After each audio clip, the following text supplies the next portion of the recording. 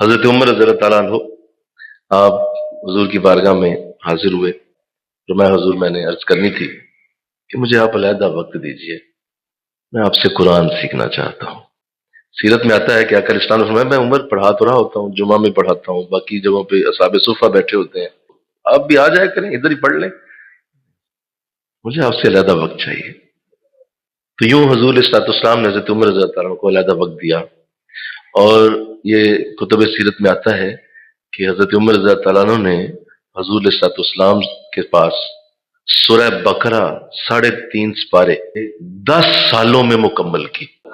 کتنا فیض لے گئے ہوں گے، سوچیں ذرا، کتنی برکت لے گئے ہوں گے۔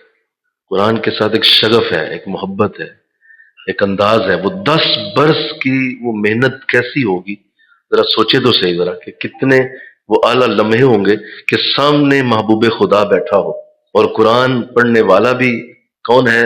صاحب قرآن ہے، سمجھنے والا عمر ہے۔ تو بتائیے کیا کیا سمجھایا ہوگا، کیا کیا بتایا ہوگا، اور کتنی عزتوں سے سرفراز کیا۔ آقا اسلام نے کیوں حضور سیدنا عمر کے لیے یہ فرمایا کہ اگر میرے بعد کوئی نبی ہوتا تو تم میں عمر نبی ہوتے۔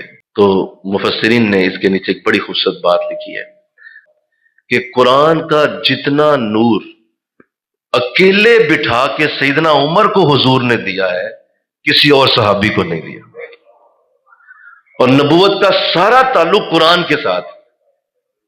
حضور صاحب قرآن ہے، آپ قرآن لے کے آئے، قرآن پڑھانے آئے، قرآن سکھانے آئے، قرآن ہی دنیا کو دے کے گیا۔